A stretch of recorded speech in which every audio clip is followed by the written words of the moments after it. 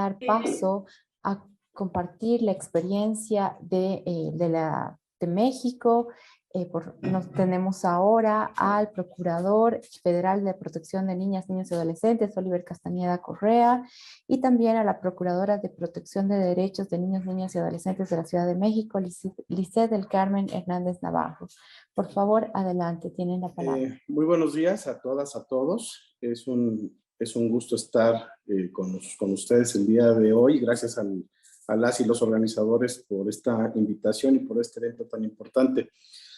También agradezco a nuestras amigas de Colombia porque siempre les toca participar antes que a nosotros, nos allanan mucho el camino. Así es de que eso nos permitirá enfocarnos muy rápido porque tenemos una participación breve. Quisiera comentarles que en el caso de México, el tema de acogimiento familiar, pues es relativamente reciente, aunque tenemos información también de ya hace algún tiempo, pero nuestro marco jurídico nacional pues deriva fundamentalmente de la reforma constitucional en materia de derechos humanos de 2011, con lo cual se logró que hacia 2014-2015 se elaborara la Ley General de los Derechos de Niñas, Niños y Adolescentes, que ya considera hoy en día, entre otras cosas, los cuidados alternativos que podemos nosotros optar en el caso de que requiera protección una niña, niño o adolescente para restituirle su derecho a vivir en familia. Estos esquemas de protección que están establecidos hoy en día en nuestro marco jurídico, pues son gracias a dos cosas: la constitución de los sistemas de protección a nivel nacional y estatales sobre todo, y ahora también a nivel municipal, y desde luego también la creación de las procuradurías de protección de niñas, niños y adolescentes a nivel federal y estatal, y ahora ya con un avance de casi de 1,000 procuradurías a nivel municipal de aproximadamente 2,500 municipios que tenemos en el país. Entonces, esas son las autoridades junto con los sistemas DIF y la articulación con otros actores de la sociedad civil y del sector público con quienes laboramos. Comentarles que antes de 2023, pues ya había algunos ejercicios en materia de acogimiento familiar, sobre todo en un estado del norte de nuestro país que se llama Nuevo León, que a principios ya de este siglo ya empezó a trabajar el tema de acogimiento familiar, aunque con un modelo diferente al que tenemos hoy en día. Pero ya es en 2019 cuando a nivel federal se crea el Programa Nacional de Acogimiento Familiar desde el Sistema Nacional para el Desarrollo Integral de la Familia, que es operado por la Procuraduría Federal de Protección de Niñas, Niños y Adolescentes.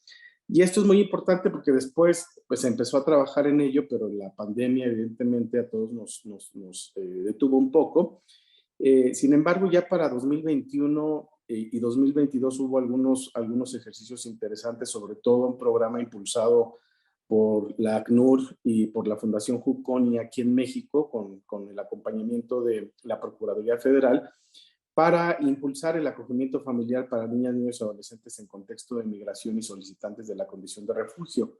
En el caso mexicano, pues es muy particular porque hay cada vez más niñas, niños y adolescentes extranjeros, migrantes que permanecen en nuestro país por determinado tiempo o de manera permanente ya cuando obtienen la condición de refugio, y eso implica también dentro de las acciones de protección pues visibilizar estas posibilidades como el acogimiento familiar. Eso fue en 2021 y en 2022 se hizo la presentación de la guía para los programas de acogimiento familiar para niñas, niños y adolescentes migrantes, refugiados y solicitantes de protección internacional separados y no acompañados en México. Y esto fue un ejercicio que se hizo, un trabajo que se hizo con UNICEF México y RELAF, en donde nosotros participamos solamente en la presentación, en la difusión de la guía a nivel nacional, y que da también pautas importantes para avanzar en este tema.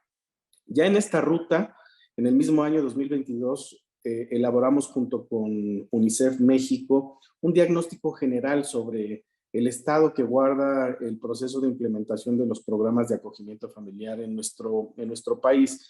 Y ahí identificamos de todo, desde noticias de entidades federativas que ya contaban con algunos programas y en algunos otros casos, pues temas del diagnóstico que nos hicieron suponer la necesidad de empezar una estrategia a nivel nacional. De ahí que junto con nuevamente el apoyo, la asistencia técnica de UNICEF México y Fundación Juconi, se llevó a cabo la elaboración de una guía para la implementación del Programa Nacional de Acogimiento Familiar.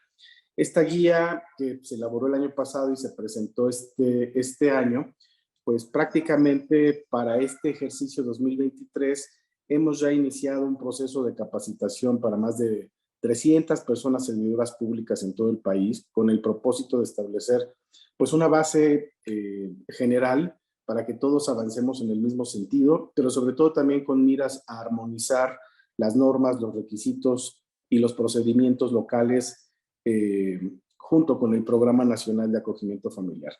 ¿Qué quiere decir esto? Bueno, no necesariamente que en las entidades federativas no se esté trabajando en acogimiento familiar, ya es un tema de conocimiento prácticamente en todo el país, sino que hay que hacerlo también de manera metodológica y sistemática. Esta capacitación, pues prácticamente es parte de un proceso de implementación que nos llevará lo que resta de este año y 2024 para lograr que prácticamente todas las entidades federativas tengan un programa propio de acogimiento familiar homologado. ¿Por qué es así? Porque nuestro programa nacional solamente aplica para el gobierno federal por cuestiones normativas y no para todas las entidades federativas. Entonces, en tanto pues se hacen otro tipo de ajustes legales en nuestro marco jurídico, es importante que cada entidad cuente con su propio programa. También señalarles que a la fecha, desde la Procuraduría Federal de Protección, se desarrolló un sistema que se denomina Por tus Derechos, Niñas, Niños y Adolescentes Protegidos, y dentro de sus módulos cuenta con un registro de familias de acogida y de niñas, niños y adolescentes acogidos. A la fecha tenemos información a nivel nacional de aproximadamente 666 familias que han solicitado constituirse como familia de acogida en todo el país. En su gran mayoría los tenemos poco más de 200 casos en el estado de Nuevo León, en el norte del país, y poco más de 100 casos en Jalisco, que son las entidades que por lo menos en este sistema tienen el mayor número de registros. Y en el caso, por ejemplo, de la Procuraduría Federal, que inició recientemente, tenemos 33 casos. ¿Qué es lo importante saber de este programa? Que se hace a través de una convocatoria en donde se difunde y se informa a las familias que deseen constituirse como familias de acogida. Hay un proceso de información, hay un proceso también de evaluación muy similar al que comentaban ahorita nuestras compañeras de Colombia.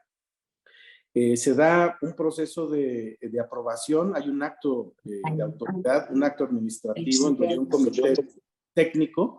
comité técnico determina si es viable otorgar un certificado de idoneidad, que para nosotros es una piedra angular en nuestro país, es decir, un documento que acredite que una familia tiene condiciones para constituirse como una familia de acogida en términos de lo que representa como cuidado alternativo para niñas, niños y adolescentes que lo requieren, con cierto perfil, con ciertas características, un poco similar a lo que se hace en materia de adopción, pero para familias de acogida.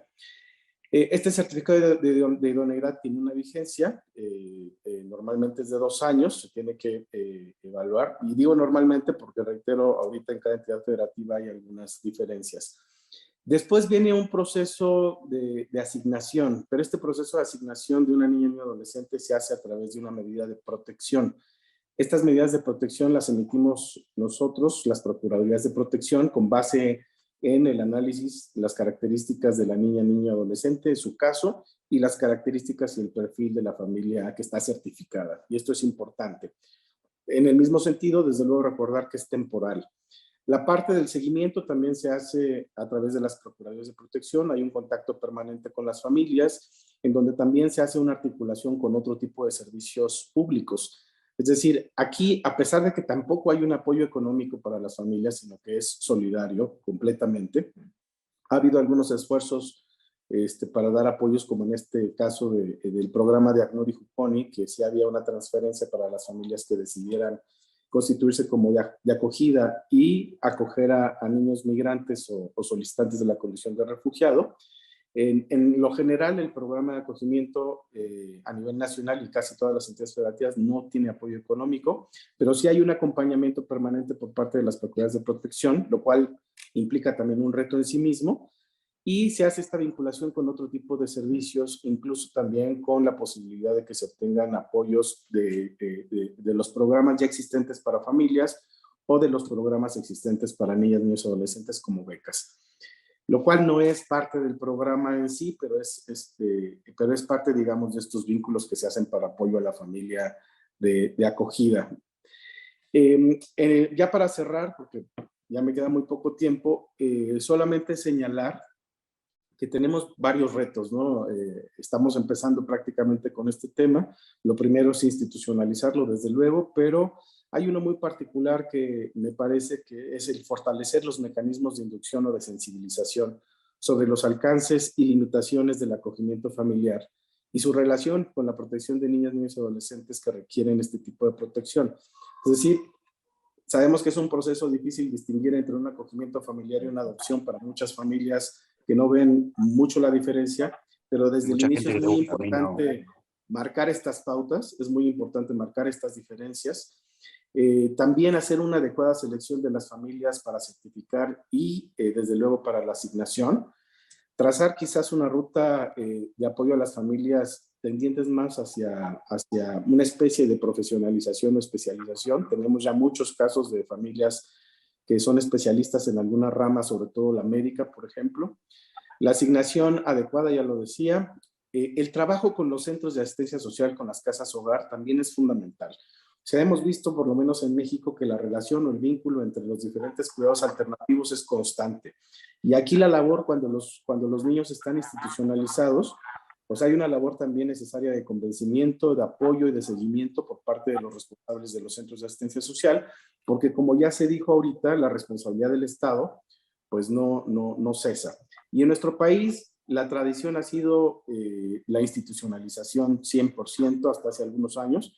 Hoy en día tenemos identificados más de alrededor de 1,100 centros de asistencia social, 700 de ellos corroborados que están operando como casas hogar para protección de niños y adolescentes, y una población hasta ahorita identificada de casi 12,000 niñas, niños y adolescentes, más los que se vayan acumulando. Entonces, la necesidad es muy alta para contar con otras alternativas.